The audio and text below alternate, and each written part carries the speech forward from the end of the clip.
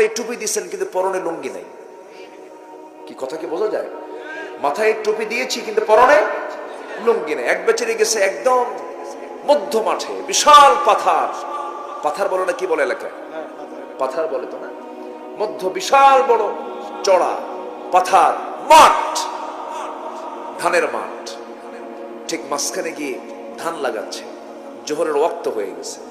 বেচারি ভাবলো নামাজ তো পড়া দরকার, কিন্তু বেচারির একটা অভ্যাস হলো পাগড়ি ছাড়া নামাজ পড়ে না।